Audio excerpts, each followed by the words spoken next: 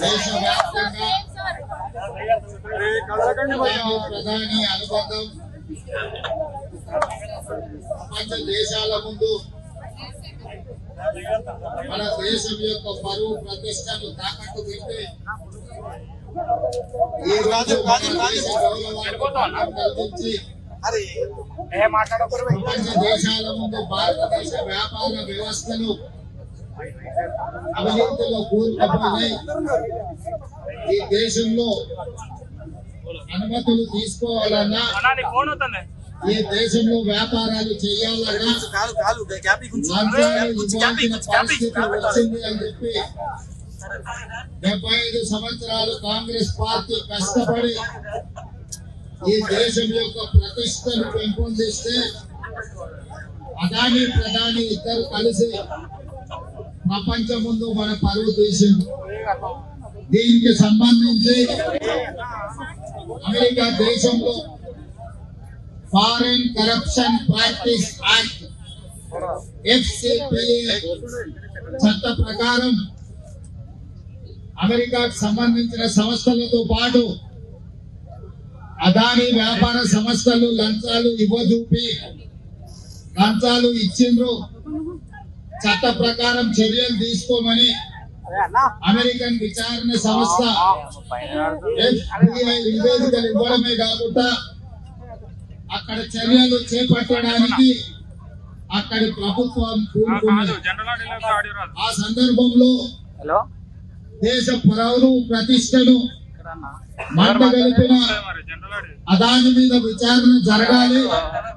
ఈ విచారణ joint parliamentary committee నేతృత్వం వహించాలి అని కాంగ్రెస్ పార్టీ అధ్యక్షుడు మల్లికార్జున్ ఖర్గే గారు, లోక్సభలో ప్రధాన ప్రతిపక్ష నాయకుడు శ్రీ రాహుల్ గాంధీ గారు డిమాండ్ చేయడమే కాకుండా లోక్సభ రాజ్యసభలో ఈ అంశాన్ని ప్రస్తావించి ప్రధానమంత్రిని భారత ప్రభుత్వాన్ని నిలదీసి అడిగిన కడిగిన ప్రధానమంత్రి నిమ్మకు నీరెత్తినట్టు ఉండడమే కాకుండా ఈ అంశం మీద మాట్లాడడానికి కూడా వారు ముందుకు రావడం లేదు. విధి లేని పరిస్థితుల్లో, తప్పని పరిస్థితుల్లో ప్రధాన ప్రతిపక్ష పార్టీ కాంగ్రెస్ పార్టీ లోక్సభ ప్రధాన ప్రతిపక్ష నాయకుడు రాహుల్ గాంధీ గారు ఈ రోజు దేశ వ్యాప్తంగా రాజ్ భవన్ లో ముట్టడి కార్యక్రమానికి పిలుపునివ్వడం జరిగింది.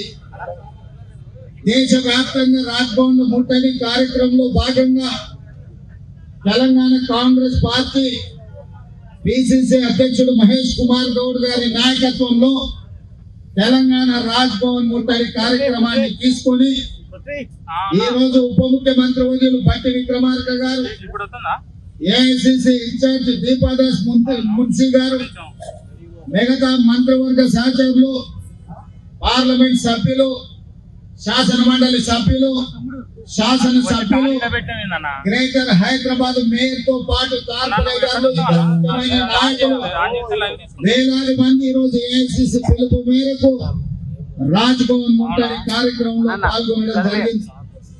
రాజ్ భవన్ కూతబెట్టే దూరంలో హైదరాబాద్ పోలీసులు మనల్ని అడ్డుకోవడంతో ఈ రోజు ఈ రోడ్డు మీదనే మన నిరసన కార్యక్రమాన్ని తెలియజెప్పాల్సిన పరిస్థితి వచ్చింది. ఈరోజు చాలా మంది అనుకుంటున్నారు, మీడియా మిత్రులు, తెలంగాణ రాష్ట్ర ముఖ్యమంత్రి అయిన రేవంత్ రెడ్డి, ఉప ముఖ్యమంత్రి గారు, మంత్రివర్గ సహచరులు ప్రభుత్వమే ధర్నాలకు కూర్చోవడం ఏంటి అని. కొంతమందికి ఈ రోజు మేము తెలుపుతున్న నిరసన నచ్చకపోవచ్చు, కొంతమందికి కడుపులో కొంచెం నొప్పి లేవచ్చు. చేస్తున్న సర్కస్ ఫీట్లు చూస్తే ఊసర వెల్లులు కూడా సిగ్గుపడతాయి. గల్లీలోనేమో దోస్తి, ఢిల్లీలోనేమో అదానితో కుస్తీ పడుతున్నది. కాంగ్రెస్ పార్టీ ఢిల్లీలో అదానితో వైరం చేస్తూ, రేవంత్ రెడ్డి ఏమో గల్లీలో దోస్తానా చేస్తా ఉన్నాడు.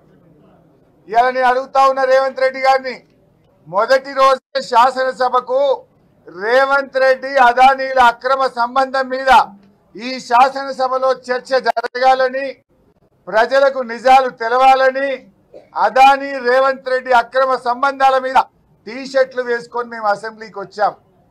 దానికి భయపడిపోయిన రేవంత్ రెడ్డి గారు మమ్మల్ని శాసనసభలోకే రానియకుండా అడ్డుకున్నాడు. ఇవాళ రాజ్భవన్కు పోయి ఏం మాట్లాడుతున్నాడు?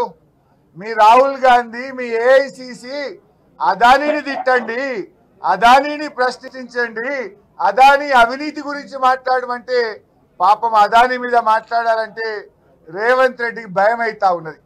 అదానీ మీద ధైర్యం జాలతలేదు మాట్లాడడానికి. రాజ్భవన్ ముంగటపై కూడా మళ్ళా బీఆర్ఎస్ పార్టీ గురించే మాట్లాడుతున్నాడు, కేసీఆర్ గురించే మాట్లాడుతున్నాడు ఆయన. నేను అడుగుతా ఉన్నా, నీ పోరాటం ఎవరి మీద?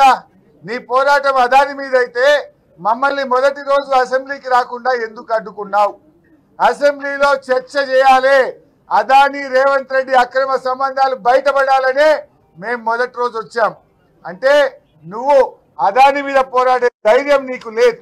నిజంగా నీకు నిజాయితీ ఉంటే దావోస్లో 12,400 కోట్ల రూపాయల అగ్రిమెంట్లు నువ్వు అదానీతో చేసినావు, అదానీతో దోస్తాను చేసినావు, అదానీతో అలాయ్ బలాయ్ చేసినావు. నీకు నిజాయితీ ఉంటే, నువ్వు చేసిన ధర్నా నిజమైతే, నువ్వు రాహుల్ గాంధీ గారు ఇచ్చిన అదానీ మీద పోరాటం నిజమైతే వెంటనే ఈ అగ్రిమెంట్లన్నీ రద్దు చేయాలని బీఆర్ఎస్ పార్టీ డిమాండ్ చేస్తూ ఉంది. ఇలా అదానీ గ్రీన్ కు 5,000 కోట్ల రూపాయలు 2 పంపింగ్ హౌసెస్ కట్టడానికి అగ్రిమెంట్ చేసినావు. ఏది? పంపుడు ఎనర్జీ సిస్టమ్ అంటే పంపుల ద్వారా గ్రీన్ పవర్ చేసేటువంటి 5,000 కోట్ల కాంట్రాక్ట్ను అదానీతో దావోస్లో అగ్రిమెంట్ చేసుకున్నావు. అదేవిధంగా 100 మెగావాట్ల డాటా సెంటర్కు కూడా 5,000 కోట్ల రూపాయలతో మీరు అగ్రిమెంట్ చేసుకున్నారు. అదేవిధంగా 1,400 కోట్ల రూపాయలతో సిమెంట్ ఫ్యాక్టరీ పెట్టడానికి అదానీతో మీరు అగ్రిమెంట్ చేసుకున్నారు. అదేవిధంగా అదానీ డిఫెన్స్ స్పేస్ 1000 కోట్ల రూపాయలతో మరి సెంటర్ డ్రోన్ అండ్ మిసైల్ ఫెసిలిటీకి సంబంధించిన అదానీ కంపెనీతో 1000 కోట్ల రూపాయలు అగ్రిమెంట్ చేశారు. మొత్తం కలిపి అదానీతో 12,400 కోట్ల రూపాయలు అగ్రిమెంట్లు చేశారు. రేవంత్ రెడ్డి, నీ మాటల్లో నిజాయితీ ఉంటే 100 కోట్లు ఎట్లా వాపస్ ఇచ్చినవో ఈ 12,400 కోట్ల రూపాయల అగ్రిమెంట్లు తక్షణమే రద్దు చేసుకొని నీ నిజాయితీ నిరూపించుకోవాలి. లేదంటే నీ మాటల్లో నేతి బీరకాయలో నెయ్యి ఎంత నిజమో రేవంత్ రెడ్డి మాటల్లో నిజమంతా అని ప్రజలు గ్రహిస్తారు. నువ్వు బయటనేమో కుస్తీ పడ్డట్టు చేస్తున్నావు, లోపలనేమో దోస్తాన చేస్తున్నావు. మీకు రామన్నపేటలో డ్రై పోర్ట్ కోసం ల్యాండ్ ఇస్తే అక్కడ ఇవాళ సిమెంట్ ఫ్యాక్టరీకి నువ్వు అనుమతిస్తా ఉన్నావు. దాదాపు 12 గ్రామాల ప్రజలు ఈ సిమెంట్ ఫ్యాక్టరీ వల్ల మా కాలుష్యం అవుతుంది, మా జీవితాలు దెబ్బతింటాయంటే నువ్వు పోలీసు వాళ్ళని పెట్టి అరెస్టులు చేసి అదానీ కోసం ఆ సిమెంట్ ఫ్యాక్టరీ కోసం ఇవాళ నువ్వు అనుమతిస్తా ఉన్నావు. అక్కడ పబ్లిక్ హియరింగ్ పోలీస్ పహారాల మధ్య జరిపించినవంటే నువ్వు అదానికి కొమ్ము కాస్తా ఉన్నావు, అదానికి ఏజెంట్గా నువ్వు చేస్తా ఉన్నావు. నిజంగా నీకు చిత్తశుద్ధి ఉంటే నువ్వు అదానికి కొమ్ము గాయడం లేదంటే ఆ ప్రజల కోరిక మేరకు సిమెంట్ ఫ్యాక్టరీకి వెంటనే అనుమతులు రద్దు చేయాలని చెప్పి మేము ఈరోజు డిమాండ్ చేస్తూ ఉన్నాం. ఇవాళ రోడ్డు పైన సర్కస్ ఫీట్లు చేయడమో, ఈ డైవర్షన్ పాలిటిక్స్ చేయడమో ఇది ప్రజలు గమనిస్తున్నారు.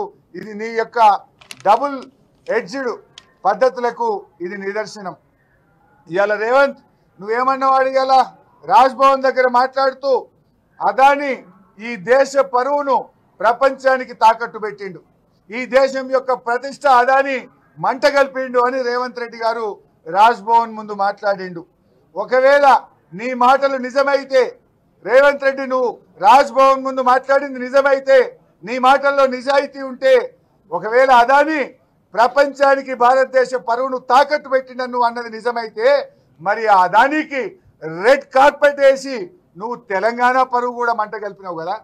నీ నాయకుడు రాహుల్ గాంధీ పరువును కూడా నువ్వు మంట కలిపినావు కదా. అదానీ ప్రపంచం ముందు భారతదేశ పరువు తీస్తే ఆ అదానికి దాసోహం అయ్యి, ఆ అదానికి సిమెంట్ ఫ్యాక్టరీకి భూములు కట్టబెట్టి, ఆ అదానికి 12,400 కోట్ల రూపాయల అగ్రిమెంట్లు చేసి ఈ రాష్ట్ర పరువును, రాహుల్ గాంధీ పరువును ఇవాళ రేవంత్ రెడ్డి తీసింది నిజం కాదా అని చెప్పి నేను అడుగుతా ఉన్నా.